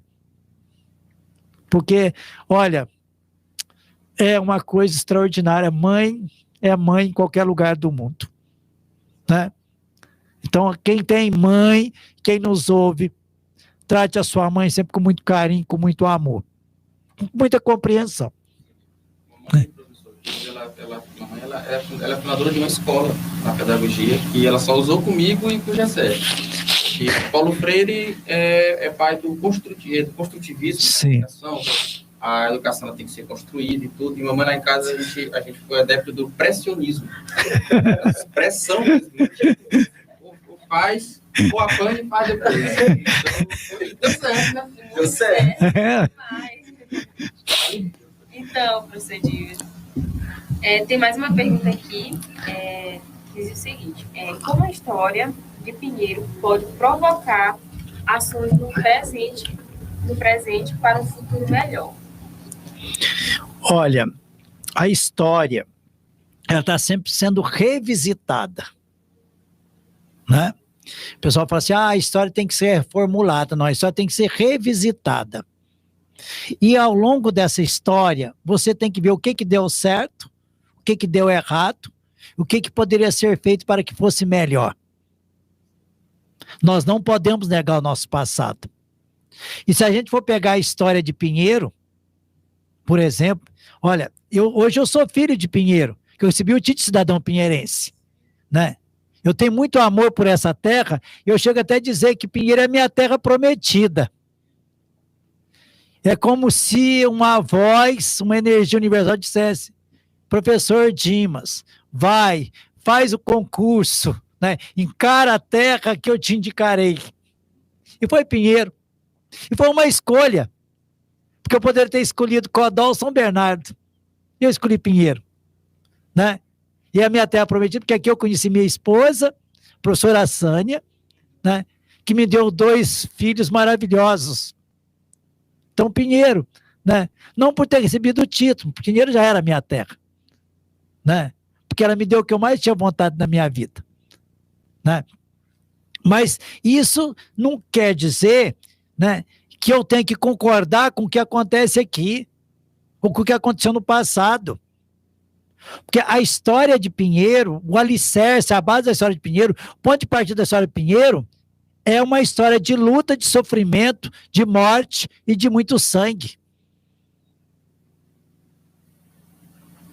A gente oficialmente endeusa e comemora Inácio Pinheiro. Mas Inácio Pinheiro é um conquistador, é um opressor. Ele saiu de Alcântara e veio para cá, tendo um olhar como se essa terra não fosse de ninguém, mas essa terra tinha dono. Tinha centenas de índios e quilombolas que já moravam nessas paragens ou nessas terras. E muitos desses índios e quilombolas foram mortos, foram exterminados. E olha que os índios tinham o documento dessa terra. Aimoré de Castro Alvim, quem conseguiu avançar mais nas pesquisas sobre Pinheiro, ele encontrou uma carta de Sesmaria que doava essas terras do lugar denominado Pinheiro aos índios que aqui habitavam. Os índios tinham documento dessas terras. E mesmo tendo documentos, eles não foram respeitados. Isso é um lado que as pessoas precisam saber. É só pegar o livro do Aimoré de Castro Alvim e ver, tá lá o documento que prova. Não é o professor Dimas que veio lá de Minas Gerais que está falando isso, não. É documento imperial da coroa portuguesa que diz quem que é o verdadeiro dono dessa terra. Índios e quilombolas, e que foram exterminados, para que desse origem a fazendas e a criação de gado. Né? Lógico que a gente não tem como negar o papel que Inácio Pinheiro prestou, né, para que isso aqui fosse uma cidade, mas a gente tem que ter a concepção, a gente não pode negar nada, mas a gente tem que ter um olhar crítico. Realmente foi ele? Ele realmente tinha direito nisso aqui? Né? Então não é apagar, é você revisitar, encontrar novos documentos, como fez a Aimoré de Castro Alvim e muitos outros que já escreveram sobre a história de Pinheiro, né? Porque muitas vezes a história que passa para a gente não é a história que está documentada. Às vezes é a história de um lado da sociedade, de um olhar da sociedade. Nós temos que ver todos os olhares, todas as possibilidades, para a gente ser justo com a própria história. Né? E hoje você sabe que tem muitos historiadores de Pinheiro escrevendo e pesquisando sobre isso. O Samir, né, que é um aluno, foi aluno nosso, foi meu aluno em 2013, primeira turma que eu entrei.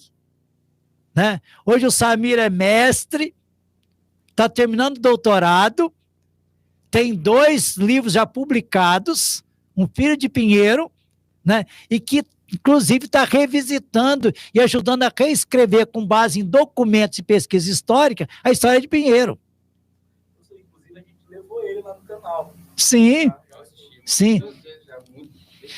Então é fantástico, é Um Filho de Pinheiro. E a gente tem vários outros egressos daqui do campus, né? Que já terminaram mestrado, já estão fazendo doutorado, né, jovens saem daqui do campus e que estão contribuindo, né, para esse novo olhar de Pinheiro. Acho que é importante que vocês consigam trazer aqui a Jacimara, que já é mestra, saiu daqui, a Alessandra, a Adriana, né, Ana Paula, né, o Samir, vocês já trouxeram o André, que está na Alemanha, O Antônio Edilson, que está na Universidade de Coimbra, né? A Nádia, que está na Universidade de Lisboa, são filhos de Pinheiro, foram nossos alunos aqui no campus, que já estão conquistando o mundo pela educação.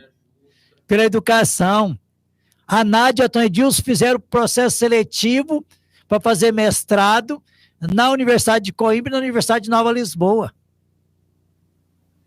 O André está lá fazendo um trabalho de pesquisa na Alemanha, na Universidade da Alemanha. Foi aluno aqui do nosso campus. Né? Então, por aí você percebe que essas possibilidades, né? Isso, nenhum desses jovens que nós estamos citando aqui, nenhum deles são filhos da elite de Pinheiro. Nenhum deles são filhos da elite de Pinheiro.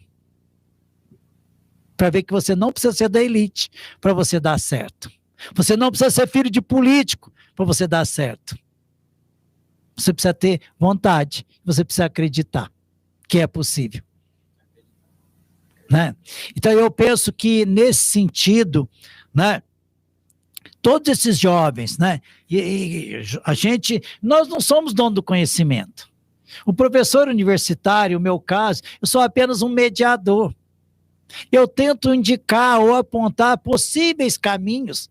Eu não estou apontando caminhos, possíveis caminhos. E olha, pode ter a certeza e a convicção que nessa passagem nossa, nessa experiência de ser humano única, singular, né, nós nunca vamos ser o dono da verdade. Nós nunca vamos ser mais ou melhor do que os outros. Nós somos seres aprendizes e nós aprendemos o tempo todo, todos os dias. Como eu aprendo todos os dias, né?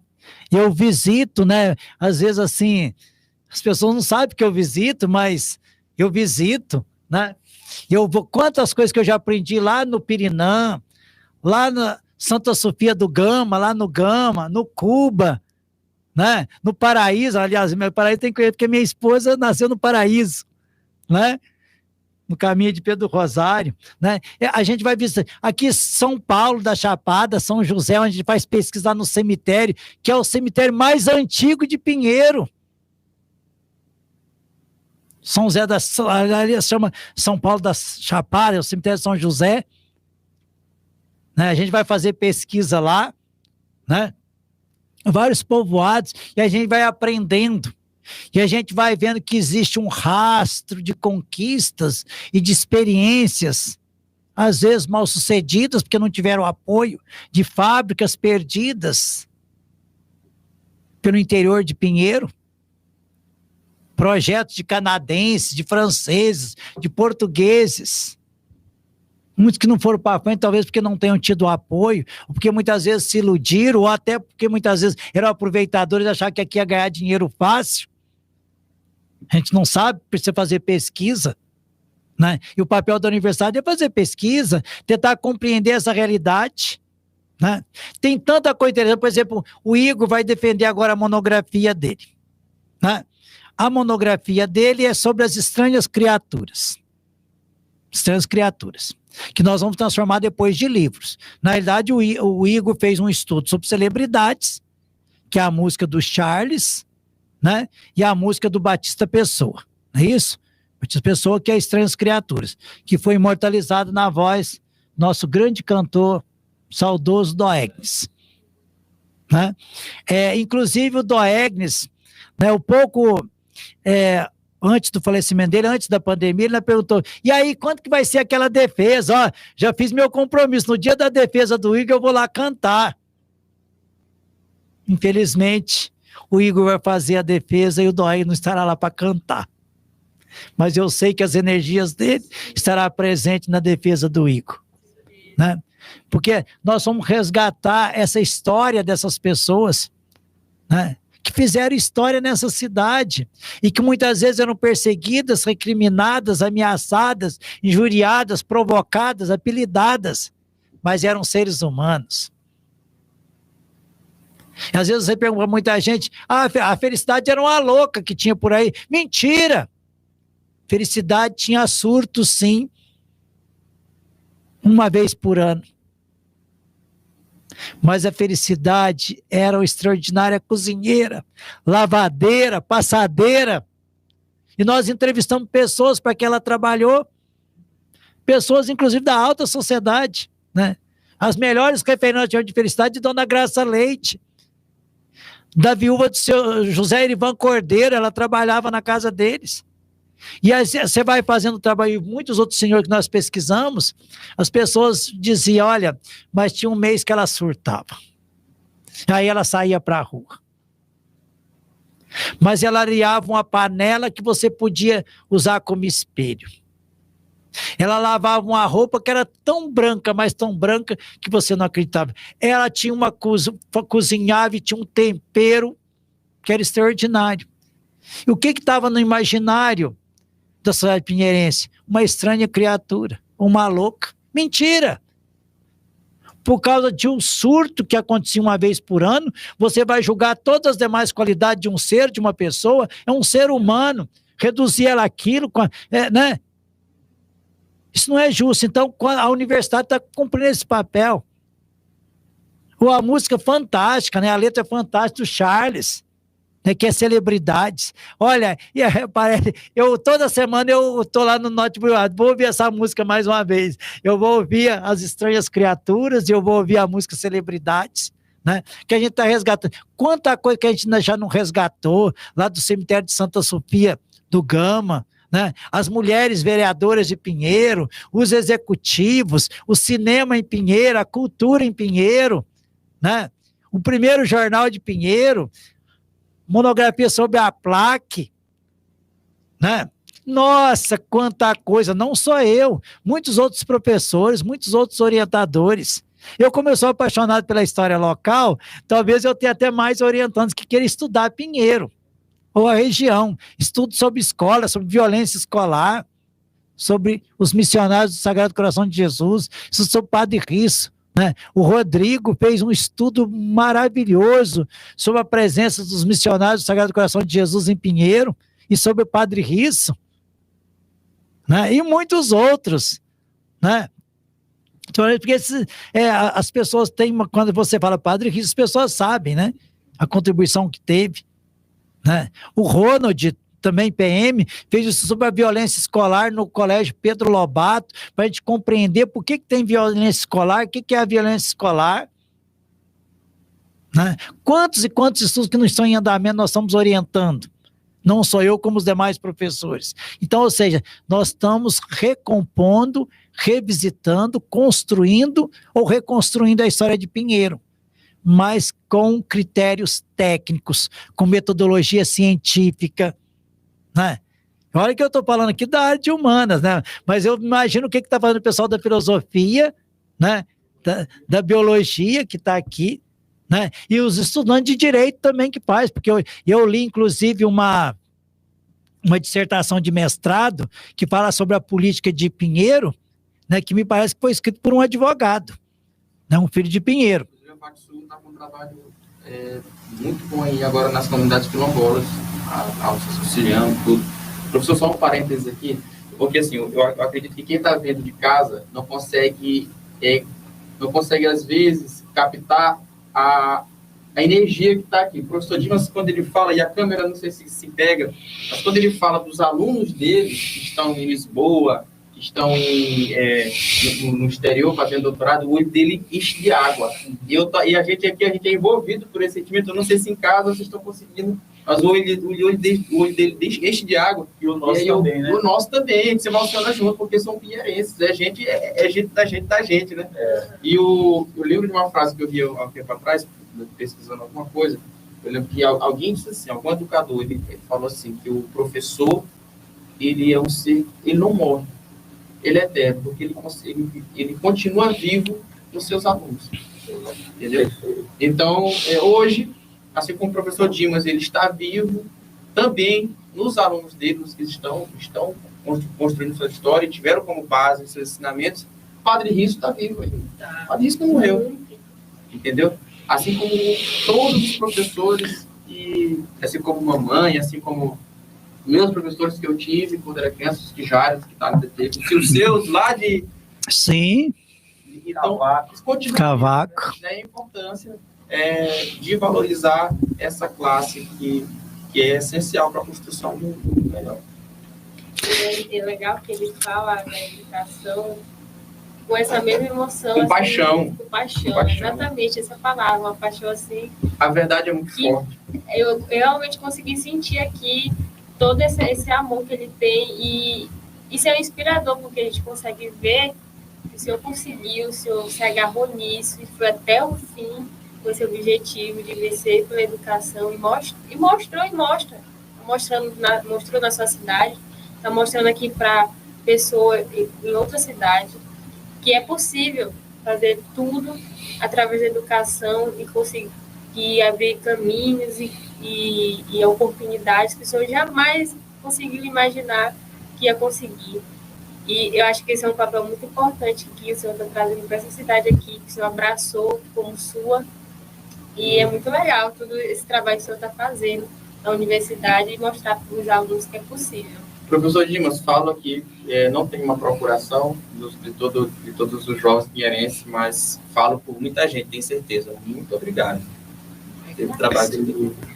E assim, só lembrando que educação é um dos pilares do movimento Acredita, né? E isso poderia até, quando a gente idealizou o movimento, que na verdade é todo organizado e fundado pelo Dr. Ibrahim, mas a gente tem alguns pilares. A educação, ela surge como pilar principal. Então, nesse momento de lançamento na internet, eu acredito que o senhor, assim, personificou a imagem do que a gente queria trazer hoje aqui como educação. Exatamente. Então, por isso que a gente está todo mundo envolto nessa energia aqui. Aí, assim, a gente entende que tudo é importante. A fome é urgente, tudo é importante. Mas a educação, ela, como parafraseando o Padre Risso, né? Uma entrevista que ele teve, falou assim, a educação, ela faz com que o povo não sirva de massa de manobra. Então, ela é como se ela fosse o calçamento para outros avanços. Ela é o caminho. Né? Mas eu tenho um amor e um carinho muito grande pelos meus alunos, pelos meus ex-alunos, né? E pelos meus ex-professores, né? Porque eu sou a somatória de tudo isso, né? De aprendizagem, principalmente. Eu sempre aprendi. A educação, você não ensina. Você mais aprende do que ensina. O processo de aprendizagem, ele é uma inter-relação. E é tão fantástico, porque ao mesmo tempo que você ensina, você também aprende. Cada um tem uma história de vida. Cada um tem uma história pessoal. E essa história pessoal, ela nos potencializa, ela nos revitaliza.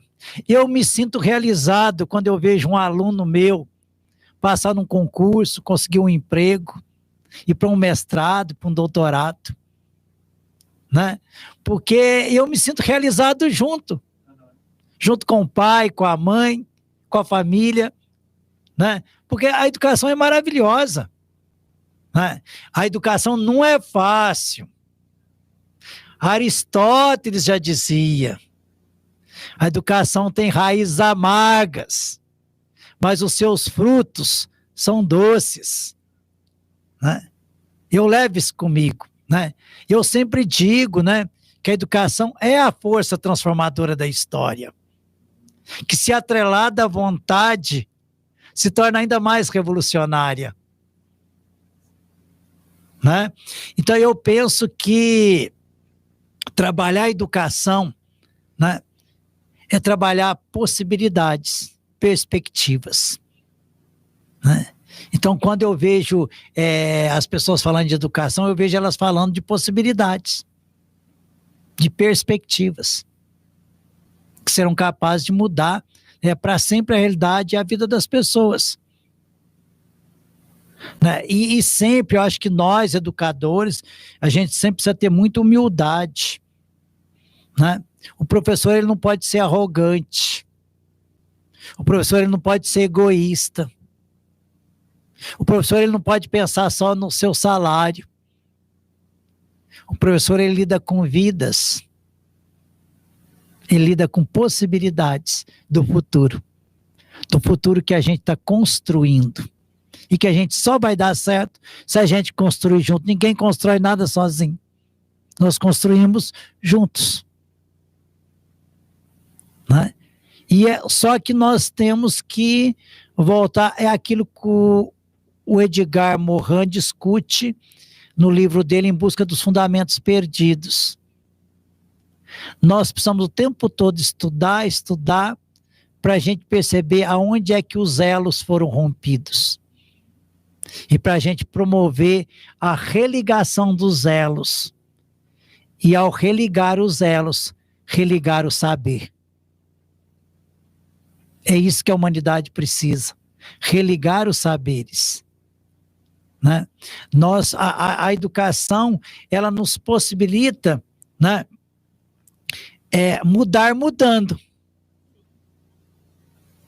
Né? Então é nesse sentido que ela é essa força propulsora.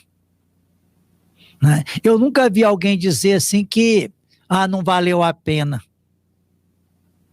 A não ser que a pessoa, por uma série de traumas, de condicionamentos, ela tenha se deprimido. Né? Mas a educação, geralmente, ela nos faz pensar positivamente. A educação é um banquete. É um banquete permanente, onde você se serve. Né? E não foi à toa, quando eu estava falando questão dos professores, a minha tese de doutorado, eu dediquei à minha primeira professora. Porque foi ela que me ensinou as primeiras letras. Se não fosse aquelas primeiras letras, eu não teria me tornado um doutor. Eu tinha muita dificuldade de coordenação motora, eu me lembro dela pegando na minha mão para fazer aquelas cobrinhas. Quando era para fazer a cobrinha para cima, era fácil. Mas quando tinha que inverter e fazer a cobrinha para baixo, até hoje eu não consigo fazer direito. E aí ela pegava na minha mão e fazia, porque tinha que fazer a cobrinha certinho, igual você fez para cima, para ter alguma coordenação motora. Então ela me proporcionou o primeiro banquete do saber. E por isso eu dediquei, né? Eu queria levá-la, ela não pôde ir, eu consegui levar a minha mãe, né, para a defesa, não consegui levar a minha primeira professora, porque na realidade minha mãe foi a minha primeira professora, uma professora doméstica, mas a que me ensinou as primeiras letras foi a minha primeira professora, né?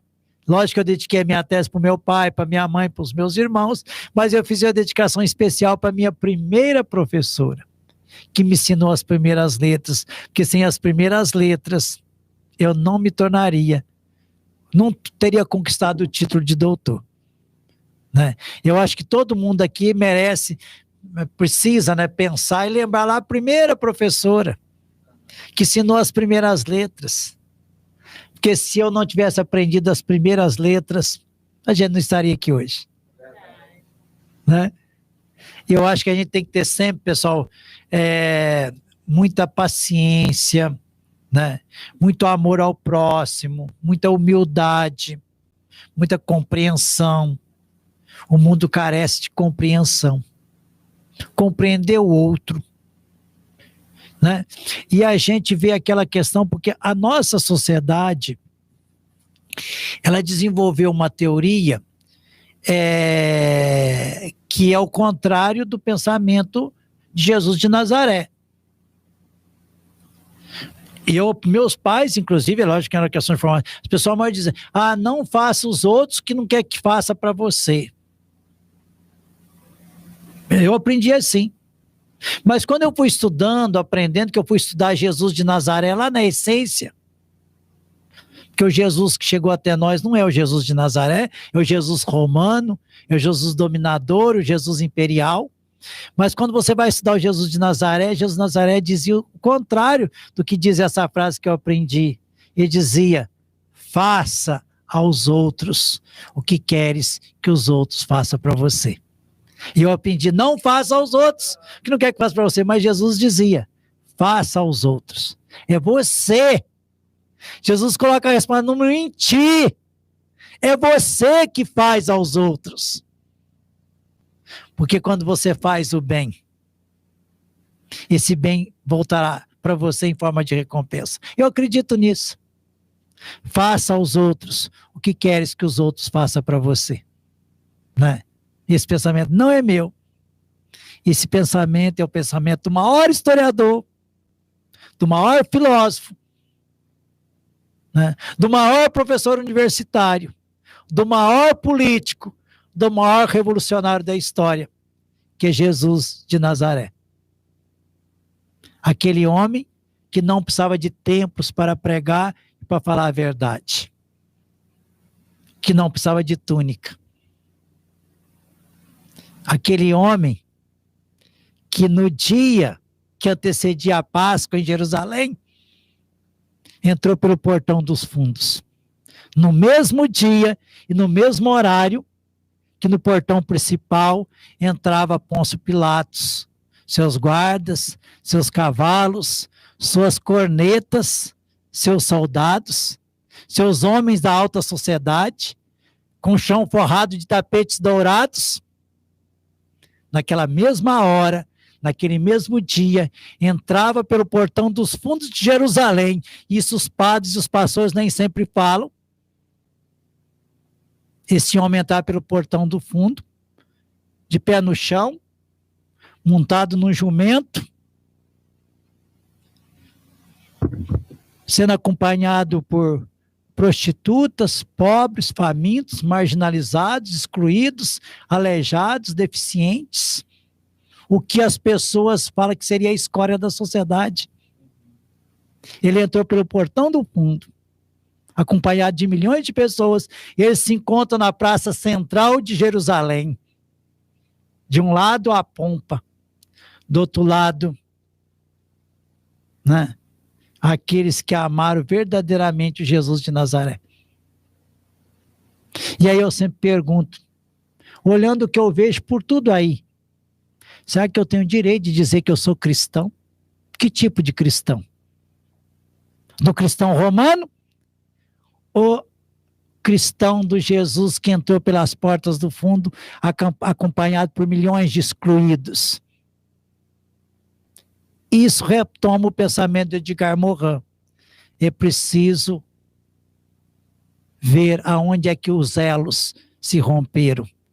Se a gente quiser construir uma nova sociedade possível. Porque essa nova sociedade possível é aquela que cada um de nós vamos construir juntos.